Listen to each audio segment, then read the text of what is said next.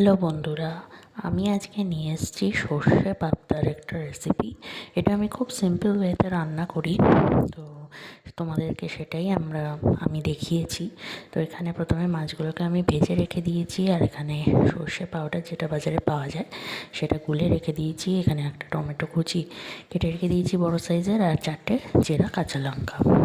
আর কড়াইতে এবার আমি তেল দিয়ে কিছুটা কালো জিরে ফোড়ন দিয়ে দিয়েছি। তো জিরেটা ভাজা ভাজা হয়ে গেলে আমি এর মধ্যে যে সর্ষেটা গুলে রেখেছিলাম সেটা আমি দিয়ে দিলাম।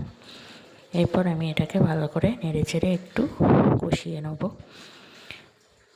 ভালোভাবে কষানোর পর এর মধ্যে আমি এবার দিয়ে দেবো পরিমাণ মতো লবণ। এরপর আমি এর মধ্যে দিয়ে দেবো পরিমাণ মতো হলুদ গুঁড়ো। এরপর আমি দেবো কিছুটা শুকনো লঙ্কার গুঁড়ো। এরপর আমি মশলাগুলোকে ভালো করে নেড়ে চেড়ে কষিয়ে নেব।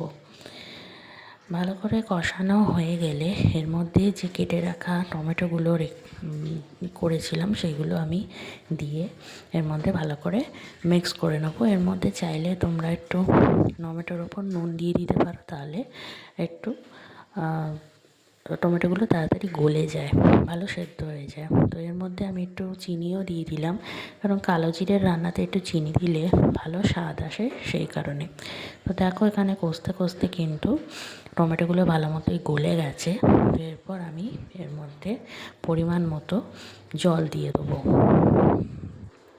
পরিমাণ মতো জল দিয়ে দেওয়ার পর আমি এটাকে ভালো করে ফুটতে দেবো। ফুটে গেলে আমি এর মধ্যে মাছগুলোকে এক এক করে ছেড়ে দেবো। তো দেখো বন্ধুরা, ঝোলটা কিন্তু ফুটে গেছে। তো এবার আমি এক এক করে মাছগুলোকে ঝোলের মধ্যে দিয়ে দেবো। মাছগুলোকে এভাবে খুব আস্তে আস্তে করে দিতে হবে, কারণ পাবদা মাছ খুবই নরম মাছ হয়, ভেঙে যেতে পারে। তো খুবই আস্তে আস্তে সাবধানে ঝোলের মধ্যে ছাড়তে হবে। এরপর আমি এর মধ্যে 4টে জায়গায় চেরা কাঁচা লঙ্কা রেখেছিলাম সেটা দিয়ে দেবো। এবার আমি এটাকে 5 থেকে 7 মিনিটের জন্য ঢাকা দিয়ে ফুটতে দেবো।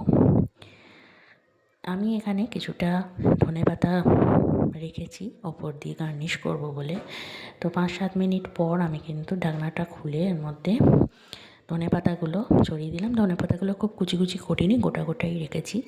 এভাবে ধনেপাতাগুলো দিয়ে আমি ভালো করে একটু মিশিয়ে নিচ্ছি ঝোলের সাথে। এরপর ঢাকনা দিয়ে আরও 2 মিনিটের জন্য ফুটতে দেবো।